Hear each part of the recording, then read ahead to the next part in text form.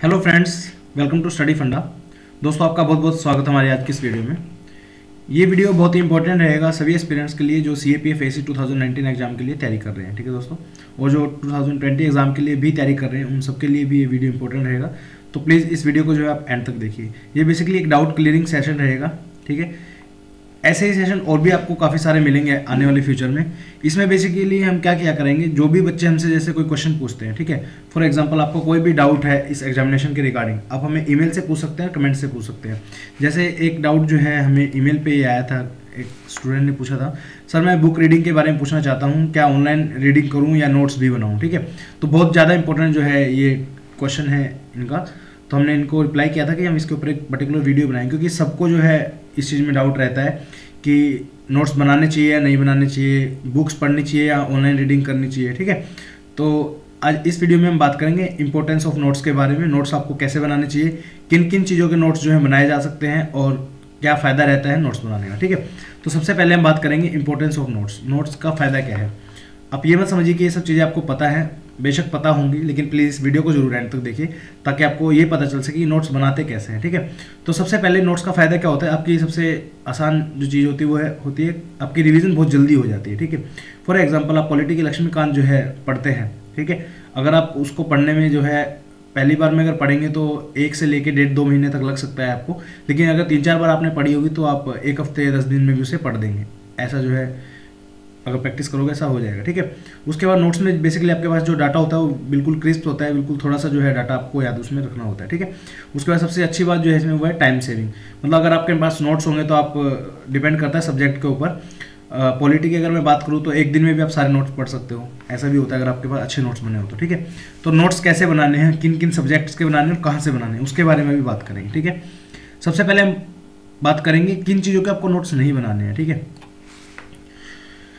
Direct book किस में आपको पढ़नी है। सबसे पहले ज्योग्राफी की मैं बात करूंगा। ठीक है, 11th क्लास की NCERT। ठीक है, सिर्फ 2 NCERT है दोस्तों। एक है इंडिया के नाम से, इंडिया की NCERT, इसमें सारा जो है इंडिया का आपको डाटा दिया मिलेगा। इसमें इंडिया की फिजियोग्राफी दी मिलेगी आपको, रिवर्स दी मिलेंगी, ठीक है, सॉइल दी मिलेगी, फॉरेस्ट दी मिलेगी, उसके बाद क्लाइमेट दिया मिलेगा, और एक चीज़ और है, शायद क्या है वो मुझे अभी ध्यान नहीं आ रहा है। तो ये 5-6 चैप्टर है। अगर इस बुक को आप ढंग से पढ़ते हो ना, अगर 2-3 बार आपने पढ़ दिया है तो मेरे ख्याल से लास्ट की जो आपकी रिवीजन रहेगी, मतलब वो 2-3 घंटे में आप पूरी इस बुक को कंप्लीट कर सकते हो। ठीक है, और बुक के अंदर ही जो है आपको पेन डाउन करना है इंपॉर्टेंट जो चीज़ें आपको लगती है। ठीक है, ज्योग्राफी में भी आप जो है किस तरह से जो है ऐसी चीज़ें जो है अपनी बुक में लिखेंगे जो आपको एग्जाम से पहले तुरंत जो है आपको समराइज हो जाए और आपको तुरंत याद हो जाए, उसकी अब हम बात करेंगे। ठीक है, तो मैं एक सैंपल आपको दिखाना चाहूँगा ज्योग्राफी का। देखिए इस तरह से जो है आप ज्योग्राफी की बुक जो है आपकी इंडियन वाली जो है उसमें काफ़ी स्पेस जो है साइडों में दिया हुआ है, और हर एक बुक में इतना स्पेस होता है आप कुछ भी छोटी मोटी इन्फॉर्मेशन जो है इसमें लिख सकते हैं। ठीक है, फॉर एग्जाम्पल इसमें अभी जैसे काफ़ी बार क्या होता है, मुझे खुद जो है ये चैनल वगैरह याद नहीं रहते हैं। ठीक है, और कोई ज़्यादा बड़ी बात नहीं है, बहुत सारे लोग ऐसे हैं इनको याद नहीं रहते हैं। ठीक है, तो आप ऐसा कर सकते हैं जब भी आपको कभी मौका मिले, ठीक है, तो बुक को बहुत अच्छी तरह से पढ़िए। आपके ज्योग्राफी के मैं अगर बता रहा हूँ, अगर आपके 20 क्वेश्चन आते हैं, ठीक है, तो 20 में से 15 से लेकर 17 क्वेश्चन डायरेक्ट आपके इन 2 बुक से ही आते हैं। इंडिया वाली बुक से आते हैं, इसका नाम है इंडिया फिजिकल एनवायरनमेंट, और आपकी फिजिकल ज्योग्राफी। ठीक है, दोनों बुक बहुत ज़्यादा इंपॉर्टेंट है। इस तरह से आप मार्क कर सकते हैं। जैसे इसमें मैंने यहाँ पे लिख के दिखाया हुआ है, जैसे अंडमान और निकोबार को जो है 10 डिग्री चैनल जो है सेपरेट करता है, उधर इधर लक्षद्वीप और जो आपका दूसरे वाला आइलैंड उसको 11 डिग्री सेपरेट करता है। तो इस तरह से आपको जो है बनाना है, और इसमें कोई शर्म नहीं है दोस्तों, ये आपके खुद के नोट्स है, कोई और पढ़ने वाला इनको नहीं है। ठीक है, तो जो आपका मन करे वो कीजिए।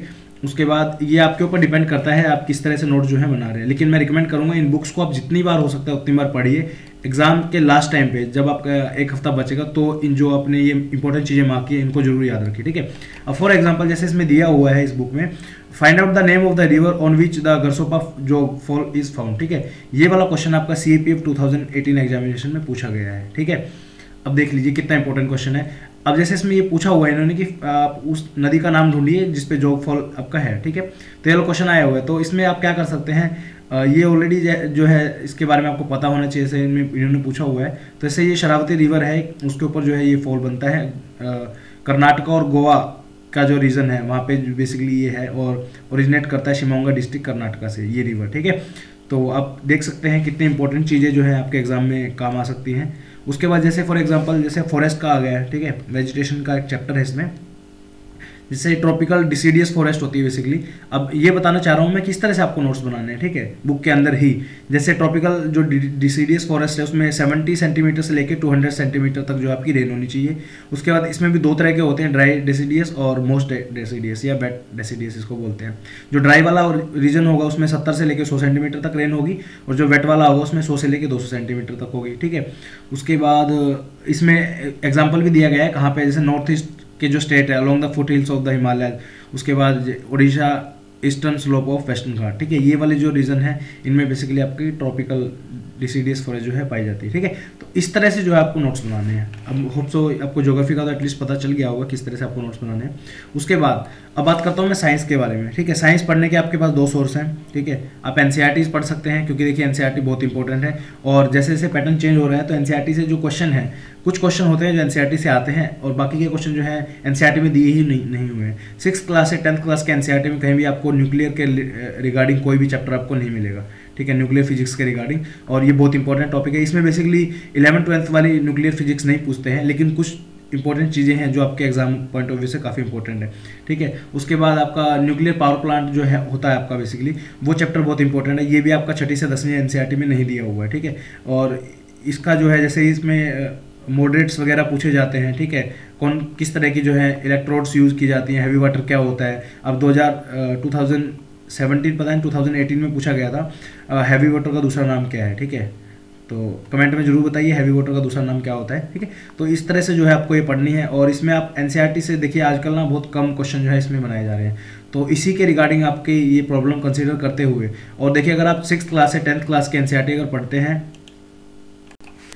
देखिए अगर आप 6th क्लास से लेके 10th क्लास के अगर एनसीईआरटी आप पढ़ते हैं तो इनमें भी आपका काम नहीं चलेगा, उसके अलावा भी आपको एडिशनल काफ़ी सारी चीज़ों पे जो है काम करना पड़ेगा।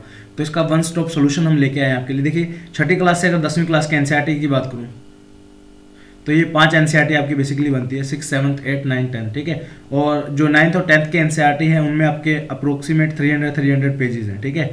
तो 600 पेज आपके ये हो जाएंगे यहाँ पे।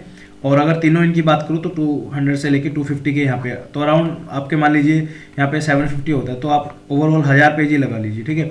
अगर आप 1000 पेज को पढ़ते हैं साइंस के, वो भी खासकर, तो बहुत स्टूडेंट ऐसे इनको साइंस बैकग्राउंड से नहीं भी हैं, तो आपको कम से कम जो है 1 महीने का टाइम जो है इसमें बेसिकली चाहिए, ठीक है।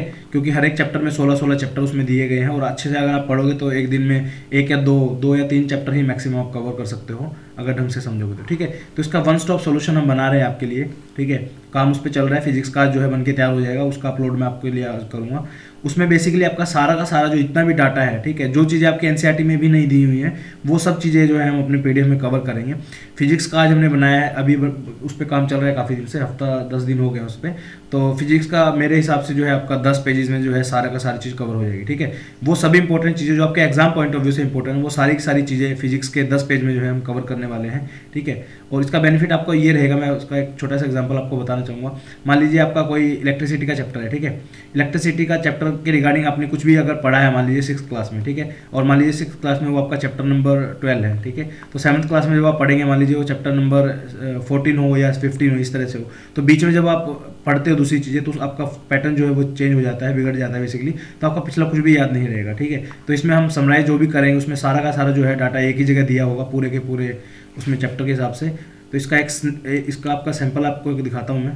तो ये देखिए इस तरह से कुछ आपका पीडीएफ रहेगा, पूरा का पूरा पेज जो है हमने कवर किया है। ये बेसिकली कोई बुक नहीं है, ये बिल्कुल शॉर्ट जो है आपके लिए स्पेशल जो है हैंड टाइप जो है नोट्स बेसिकली इसमें बनाए हैं, ठीक है। और इसमें वो सभी इंपॉर्टेंट चीज़ें डाली गई जो आपके एग्जाम पॉइंट ऑफ व्यू से काफ़ी इंपॉर्टेंट है। फॉर एग्जांपल इसमें जैसे अभी पिछली बार शायद 2017 में आपके पूछा गया था ह्यूमिडिटी जो है किससे मेजर की जाती है, ठीक है। तो ये वाला डिवाइस इसका नाम है। उसके बाद प्रेशर के रिगार्डिंग सारी जितनी भी इंपॉर्टेंट चीज़ें वो सारी आपको यहाँ पे मिल जाएगी। अब बेसिकली क्या होता है जब आप एनसीईआरटीज़ पढ़ते हो तो आपको प्रेशर के रिगार्डिंग जो है सारी चीज़ें एक जगह नहीं मिलेगी, ठीक है। 6th क्लास में कुछ बेसिक दिया होगा प्रेशर के बारे में, 7th में कुछ हाई लेवल की चीज़ें दी होंगी, उससे आगे फिर और दी होंगी, ठीक है। तो इस तरह से जो है बेसिकली चीज़ें अलग अलग जगह पे आपको मिलेगी। उसके बाद इस चीज़ पे बेसिकली एक क्वेश्चन पूछा गया है, सडन राइज पता नहीं सडन फॉल के ऊपर है, तो वो किस चीज़ को इंडिकेट करता है, तो क्लियर वेदर का शायद एक बार क्वेश्चन पूछा गया था। तो ये भी पीडीएफ जो है आपके लिए हम तैयार कर रहे हैं, फिजिक्स का बेसिकली आज या कल में हो जाएगा तैयार, ठीक है। अब जैसे वर्क एनर्जी और पावर है, इसके ऊपर पूरा का पूरा आपको चैप्टर अगर आप पढ़ोगे तो कम से कम आपको 2 घंटे इसमें लगेंगे, और ये पूरा का पूरा जो है इंपॉर्टेंट पॉइंट इसमें मेरे ख्याल से 10-15 पॉइंट है सारे के, उसमें पूरा जो है चैप्टर कवर हमने किया है इसमें। उसके बाद हीट, इलेक्ट्रोमैग्नेटिज्म, ये सभी के सभी चीज़ें जो आपकी बुक्स में भी नहीं है, काफ़ी चीज़ें वो भी हमने जो है इसमें बेसिकली कवर की हैं, आप देख सकते हो इसमें। और जितने भी इंपॉर्टेंट पिछली बार भी जो क्वेश्चन का इसमें पूछे गए हैं, ठीक है। अब जैसे इस बार जो है लेज़र का पूछा गया था 2018 में, तो सोनार का भी कभी फुल फॉर्म पूछा जा सकता है मे बी, तो ये चीज़ें आपको एनसीईआरटी में मेरे ख्याल से नहीं मिलेंगी, ठीक है। तो इन चीज़ों का आपको ध्यान रखना है। उसके बाद जैसे चेंज ऑफ स्टेट के ऊपर काफ़ी सारे क्वेश्चन आपके जो है पूछे गए हैं। जैसे CDS 2 2018 में अभी लेटेस्ट जो है CDS 2 हुआ था जौन सा आपका, उसमें प्रेशर के रिगार्डिंग क्वेश्चन आया था, ठीक है। उसके बाद आपका सब्लिमेशन के रिगार्डिंग CAPF 2017 में क्वेश्चन आ चुका है। तो ये सारी चीज़ें आपको देखने को इसमें मिलेंगी, और वो सभी इंपॉर्टेंट चीज़ें, जैसे न्यूक्लियर फिजिक्स है, इसके बारे में आपको एनसीईआरटी में कहीं पे भी नहीं दिया होगा, ठीक है।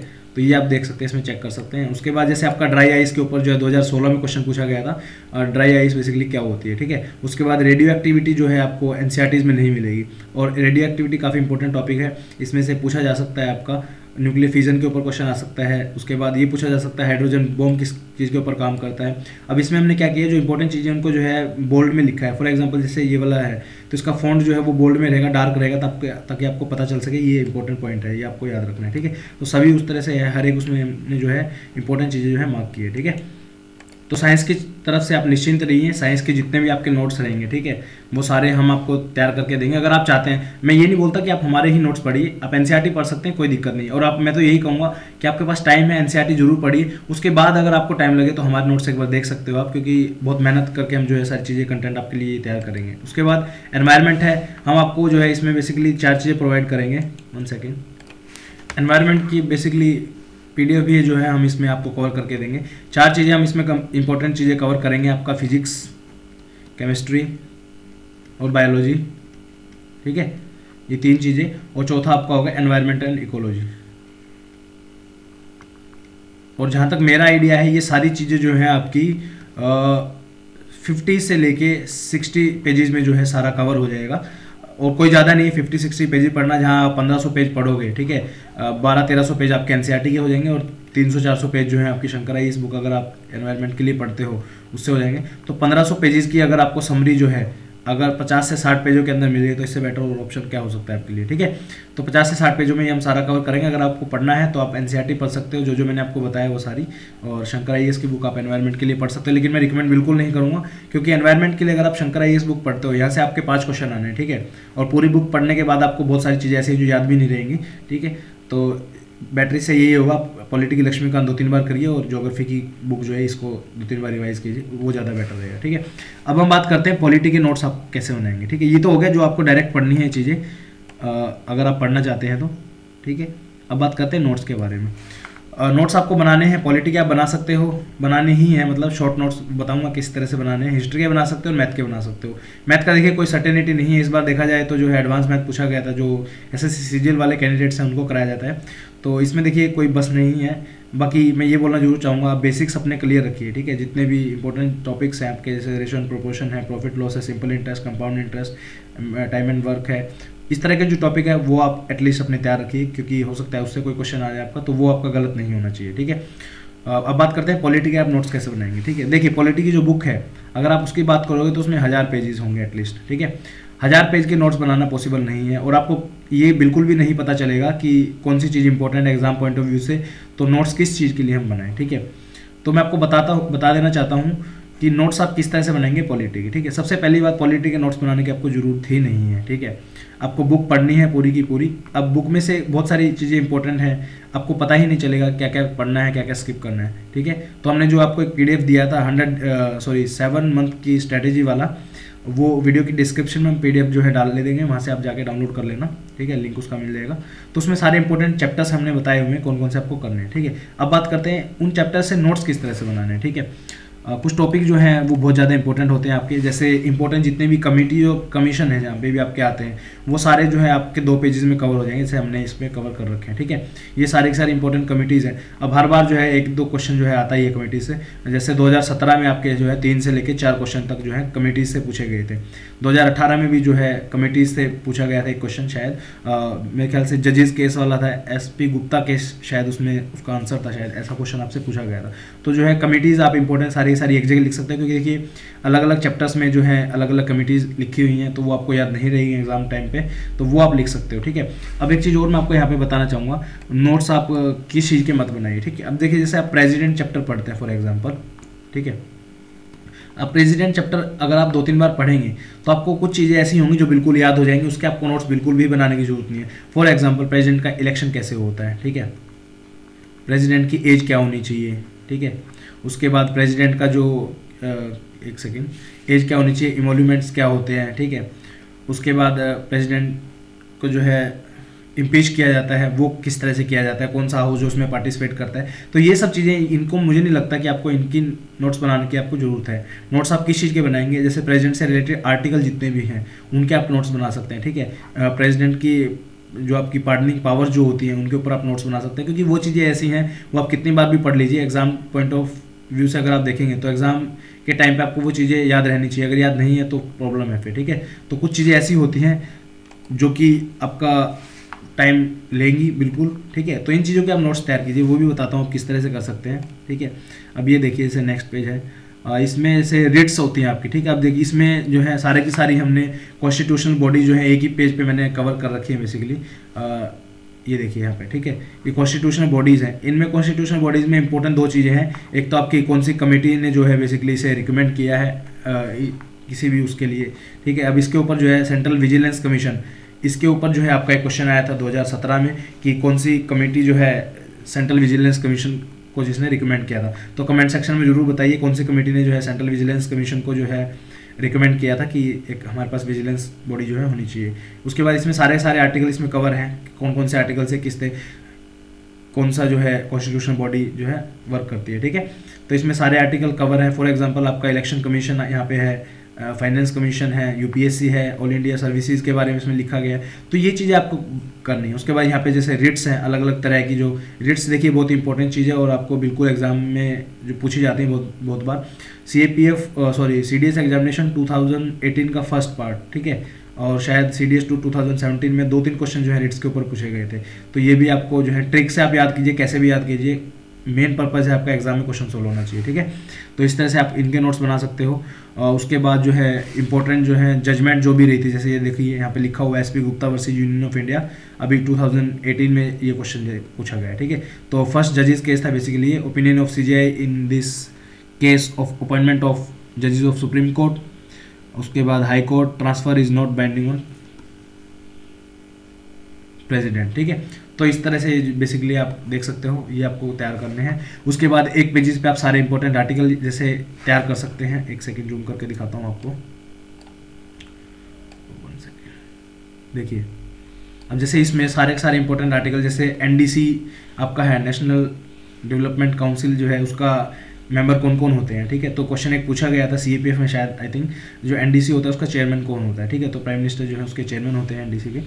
उसके बाद जो है जो चेयर करता है, मतलब बेसिकली मनी बिल का आर्टिकल पूछा जा सकता है, कंसोलिडेटेड फंड का आर्टिकल पूछा जा सकता है, कंटिजेंसी फंड का आर्टिकल पूछा जा सकता है, एनुअल फाइनेंशियल स्टेटमेंट का पूछा जा सकता है, प्रेसिडेंट्स ऑर्डिनेंस मेकिंग पावर का आर्टिकल पूछा जा सकता है, गवर्नर की ऑर्डिनेंस मेकिंग का पूछा जा सकता है, ठीक है।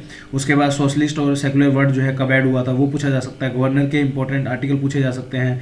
उसके बाद क्या बोलते हैं आपका पार्डनिंग पावर ऑफ गवर्नर जो होती है उसके बारे में पूछा जा सकता है, पार्डनिंग पावर ऑफ प्रेसिडेंट के बारे में पूछा जा सकता है। तो ये चीज़ें आपको देखिए कोई नहीं बताएगा, ये आपको खुद ही करनी है, ठीक है। और अगर आप बोलोगे तो ये भी जो है, ये सारे के सारे नोट्स अगर मैं आपको प्रोवाइड करूँ तो ये सारे मैक्सिमम 20 पेजेस में जो है सारे के सारे कवर हो जाएंगे, ठीक है। इससे ज़्यादा स्पेस आपका नहीं लगेगा इसमें। लेकिन एक चीज़ का आप ध्यान जरूर रखना, ये चीज़ें जो हैं ये आपके एग्जाम से जो लास्ट का जो दिन होता है, मतलब 3-4 दिन 1 हफ्ता पहले, उसमें पढ़ने की चीज़ें होती हैं। ऐसा नहीं है आप शुरू से नोट्स के ऊपर ही डिपेंड हो और बुक आपने नहीं पढ़ी है तो उसका कोई फायदा नहीं होगा। तो मेरा रिकमेंडेशन यही रहेगा, बुक्स जरूर पढ़िए, ठीक है।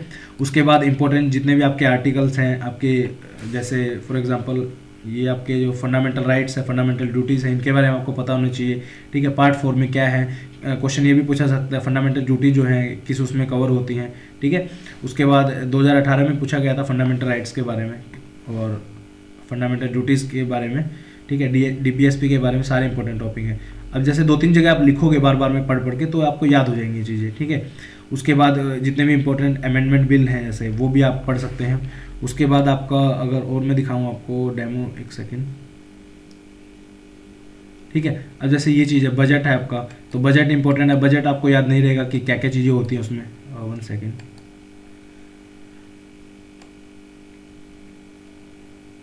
ये देखिए, ठीक है, ये बजट हो गया। बजट में बेसिकली क्या होता है, कंसोलिडेटेड फंड ऑफ इंडिया जो है वो रिलेट करता है बजट से।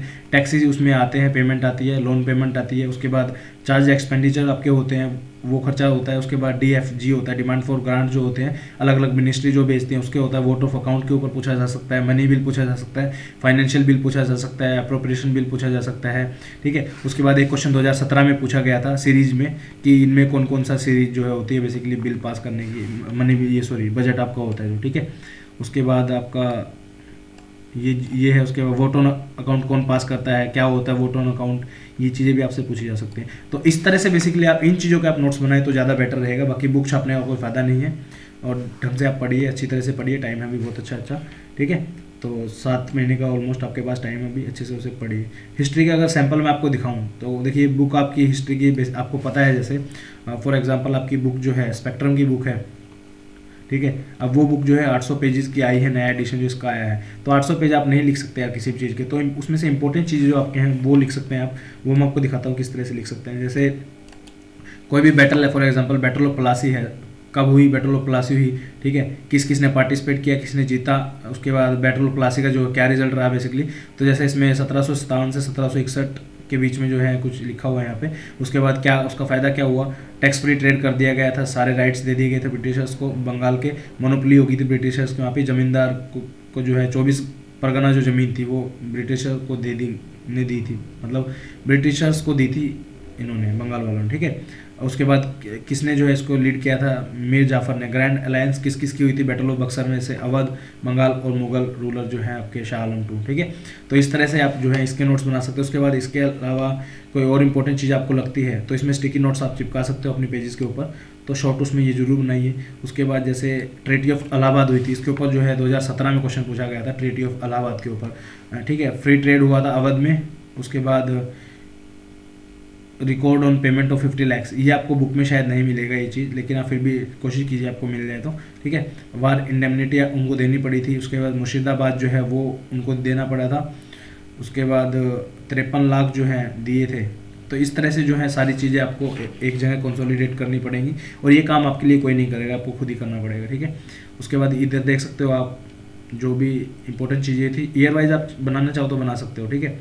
उसके बाद आपका ट्रीटी ऑफ पेरिस वगैरह ये सब, बैटल ऑफ वोंडिवोश, ठीक है। उसके बाद जैसे 1935 एक्ट में और 1919 में क्या डिफरेंस था, ठीक है। तो इस तरह से आप ये चीज़ें कवर कर सकते हो। तो होप सो ये टॉपिक आपको काफ़ी इंपॉर्टेंट लगा होगा, और वीडियो भी आपको काफ़ी पसंद आई होगी। बहुत मेहनत से जो है वीडियो तैयार की है। प्लीज़ इस चैनल को सब्सक्राइब जरूर कीजिए, और अपने दोस्तों के साथ जरूर शेयर कीजिए जो CAPF और CDS की तैयारी जो है कर रहे हैं बेसिकली, ठीक है। तो इस वीडियो में दोस्तों इतना ही। Thank you so much for watching this video. Have a great day.